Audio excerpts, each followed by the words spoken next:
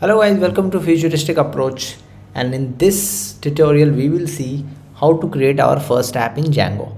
So every Django project is a collection of certain app, and each app represents and provides certain functionality, just like your mobile app. So whatever number of apps you have installed, it will provide different functionality.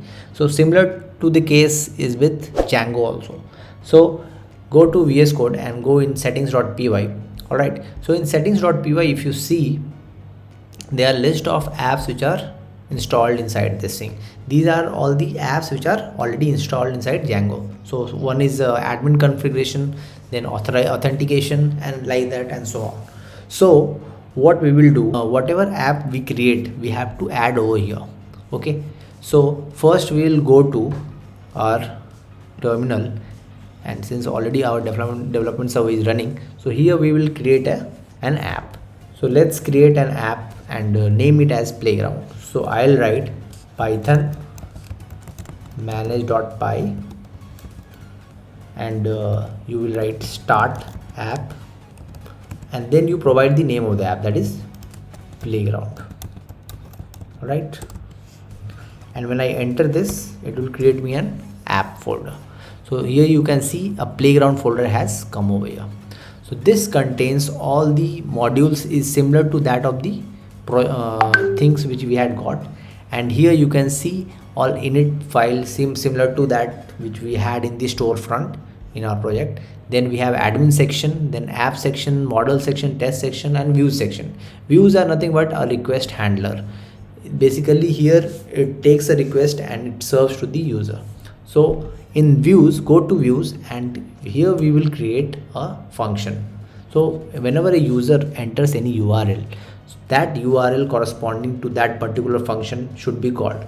So it will come to this views.py, then it will find that particular function. If that function is available over here, it will return a response to that user.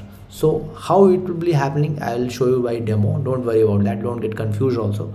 So simply you make a function over here as def, and say hello, and what it will do, it will take a argument as a request. So all right, and then it will return HTTP response,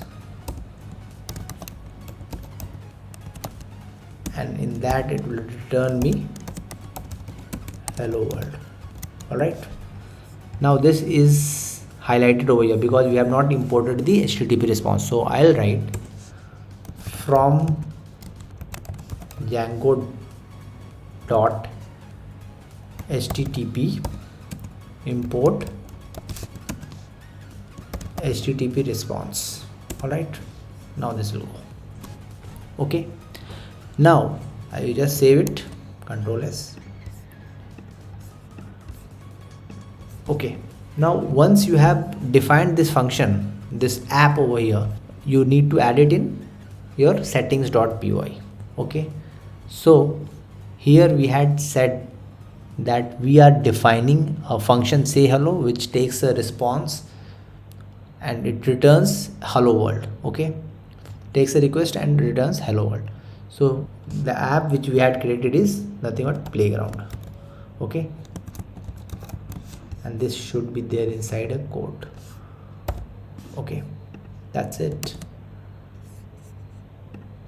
And in next class we will see how to map this particular view function, that is mapping of URLs to view function. So whenever a URL is being entered by a user, it should come to view.py because it is a request handler, and this view.py will call upon this function and return the request. Okay, sorry, return the response.